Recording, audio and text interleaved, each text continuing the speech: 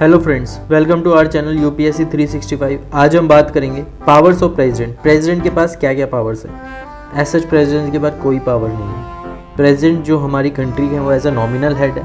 Nominal head हम कह सकते हैं कि मतलब उनका जो वर्क है या जो भी रोल प्ले है वो बहुत मिनिमल है, बहुत ज़्यादा कम है। एज सच कोई कंट्री को गवर्न करने में कोई रोल प्ले नहीं करते हैं। इंडिपेंडेंटली उनका जो भी काम रहता है वो एक्ट एंड एडवाइस से रहता है bye the council of minister. वो इंडिपेंडेंटली कोई भी काम नहीं करते हैं। ठीक है, अब हम बात करेंगे आर्टिकल 74 क्लॉज 1 जो हमारे कॉन्स्टिट्यूशन में गिवन है। There shall be council of minister with prime minister. Council of minister होने चाहिए किसके साथ? प्राइम मिनिस्टर के साथ, at the head to aid and advise the president. Council of minister के जो भी हेड होगा वो पीएम होगा।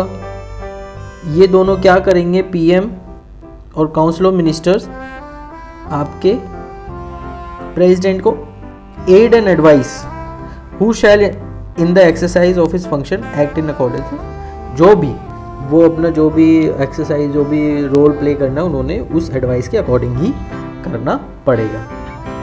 अपार्ट फ्रॉम दिस हम प्रेसिडेंट के पास सिर्फ और सिर्फ 3 डिस्क्रिशनरी पावर है। डिस्क्रिशनरी का मतलब है कि वो इंडिपेंडेंटली कोई भी डिसीजन ले सकते हैं विदाउट एनी इंटरफेरेंस या किसी की एडवाइस के।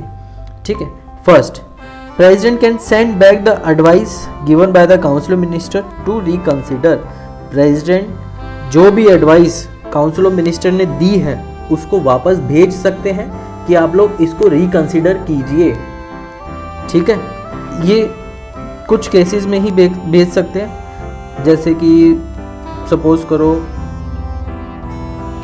वो सोसाइटी के वेलफेयर के लिए नहीं है या वेलफेयर ऑफ सोसाइटी के उसमें नहीं आता है या कुछ उसमें इलीगल प्रोसीजर है, कुछ भी है तो वो रिकंसिडर करने के लिए भेज सकते हैं। But if council send back the same advice president would then be bounded.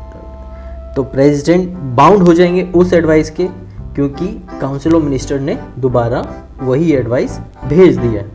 Clear है? नेक्स्ट डिस्क्रिशनरी पावर है president has veto power, can withhold और refuse with to give assent to the bills. जो भी bill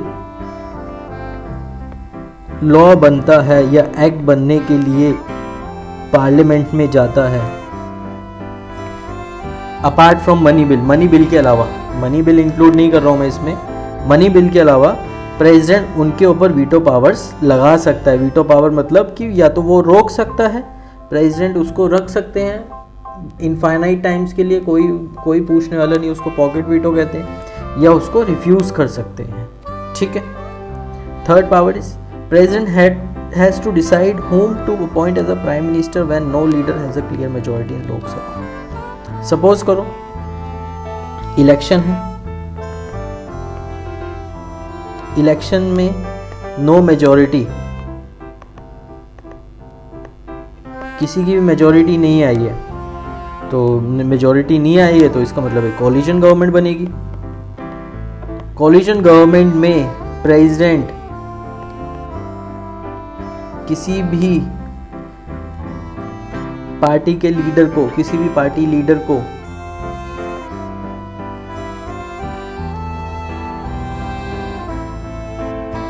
president किसी भी party leader को बोल सकते हैं कि आप सरकार बनाइए और फ्लोर टेस्ट दीजिए मेजॉरिटी के लिए।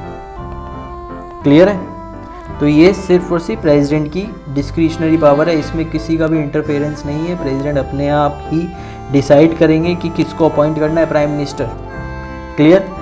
तो प्रेसिडेंट के इन तीनों के अलावा और कोई पावर्स नहीं है इंडिपेंडेंटली, वो उनको सिर्फ और सिर्फ एड एंड एडवाइस से ही काम करना पड़ता है। और एड एंड एडवाइस किसकी?